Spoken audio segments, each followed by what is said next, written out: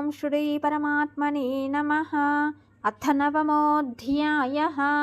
राजविद्या राजगुह्ययोगः। श्रीभगवानुवाच इदं तु ते गुह्यतमं प्रवक्ष्याम्यनसूयवे ज्ञानं विज्ञानसहितं यज्ञात्वा मोक्ष्यसे शुभात्। राजविद्या राजगुह्यं पवित्रमिदमुत्तमं प्रत्यक्षावगमं धर्म्यं सुसुखं कर्तुमव्ययम्। अश्रद्धधानाः पुरुषाः धर्मस्यास्य परन्तप अप्राप्य मां निवर्तन्ते मृत्युसंसारवर्त्मनि।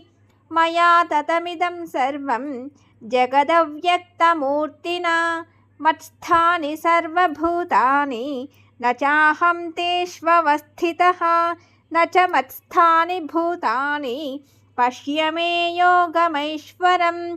भूतभृन्न च भूतस्थः ममात्मा भूतभावनः। यथाकाशस्थितो नित्यं वायुः सर्वत्र गोमहान् तथा सर्वाणि भूतानि मत्स्थानीत्युपधारय। सर्वभूतानि कौन्तेय प्रकृतिं यान्ति मामिकां कल्पक्षये पुनस्तानि कल्पादौ विसृजाम्यहं। प्रकृतिं स्वामवष्टभ्य विसृजामि पुनः पुनः। भूतग्राममिमं कृत्स्नम् अवशं प्रकृतेर्वशात् न च मां तानि कर्माणि निबध्नन्ति धनञ्जय। उदासीनवदासीनम् असक्तं तेषु कर्मसु मयाध्यक्षेण प्रकृतिः सूयते सचराचरं। हेतुनानेन कौन्तेय जगद्विपरिवर्तते अवजानन्ति मां मूढाः मानुषीं तनुमाश्रितं परं भावमजानन्तः मम भूतमहेश्वरम्। मोक्षाशामोक्षकर्माणः मोक्षज्ञानाविचेतसः राक्षसीमासुरीं चैव प्रकृतिं मोहिनीं श्रिताः। महात्मानस्तु मां पार्थ दैवीं प्रकृतिमाश्रिताः भजन्त्यनन्यमनसः ज्ञात्वा भूतादिमव्ययं सततं कीर्तयन्तो मां यतन्तश्च दृढव्रताः नमस्यन्तश्च मां भक्त्या नित्ययुक्ता उपासते। ज्ञानयज्ञेन चाप्यन्ये यजन्तो मामुपासते एकत्वेन पृथक्त्वेन बहुधा विश्वतो मुखम्। अहं क्रतुरहं यज्ञः स्वधाहमहमौषधं मन्त्रोऽहमहमेवाज्यम् अहमग्निरहं हुतं। पिताहमस्य जगतः माता धाता पितामहः वेद्यं पवित्रमोङ्कारः रुक्सामयजुरेव च गतिर्भक्ता प्रभुः साक्षी निवासः शरणं सुहृत् प्रभवः प्रलयस्थानं निधानं बीजमव्ययम्। तपाम्यहमहं वर्षं निगृह्णाम्युत्सृजामि च अमृतं चैव मृत्युश्च सदसच्चाहमर्जुन। त्रैविद्या मां सोमपाः पूतपापाः यज्ञैरिष्ट्वा स्वर्गतिं प्रार्थयन्ते ते पुण्यमासाद्य सुरेन्द्रलोकम् अश्नन्ति दिव्यान् दिवि देव भोगान्।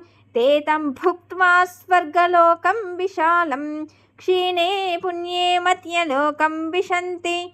एवं त्रयी धर्ममनुप्रपन्नाः गतागतं कामकामा लभन्ते।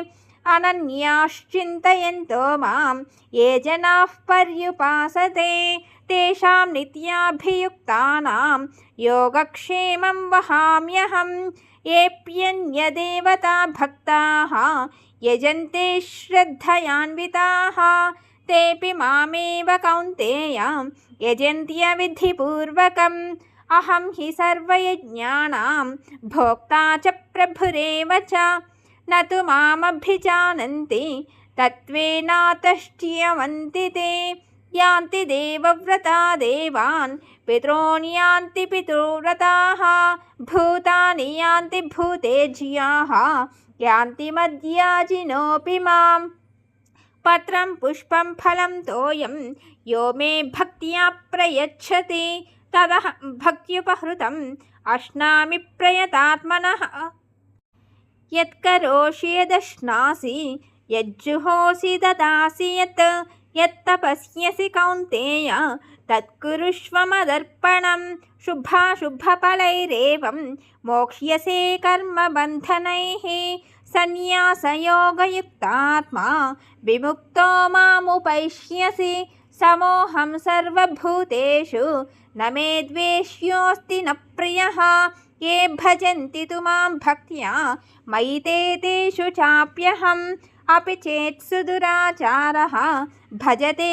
మామనన్యభాక్ సాధురేవ సమంతవ్యః సమ్యగ్ వ్యవసితో హి సః క్షిప్రం భవతి ధర్మాత్మా శశ్వచ్ఛాంతిం నిగచ్చతి కౌంతేయ ప్రతిజానీహి న మే భక్తః ప్రణశ్యతి మాం హి పార్థవ్యపాశ్రిత్య ఏపి స్యుః పాపయోనయః స్త్రియో వైశ్యాస్తథా శూద్రాః తేపి యాంతి పరాం గతిం కిం పునర్బ్రాహ్మణాః పుణ్యాః భక్తా రాజర్షయస్తథా అనిత్యమసుఖం లోకం ఇమం ప్రాప్య భజస్వ మాం మన్మనా భవ మద్భక్తః మద్యాజీ మాం నమస్కురు మామే వైష్యసి యుక్త్వైవం ఆత్మానం మత్పరాయణః. ఓం తత్సదితి శ్రీమద్భగవద్గీతాసు ఉపనిషత్సు బ్రహ్మవిద్యాయాం యోగశాస్త్రే శ్రీకృష్ణార్జున సంవాదే రాజవిద్యా రాజగుహ్యయోగో నామ నవమోऽధ్యాయః. సర్వధర్మాన్ పరిత్యజ్య మామేకం శరణం వ్రజ అహం త్వా సర్వపాపేభ్యః మోక్షయిష్యామి మా శుచః.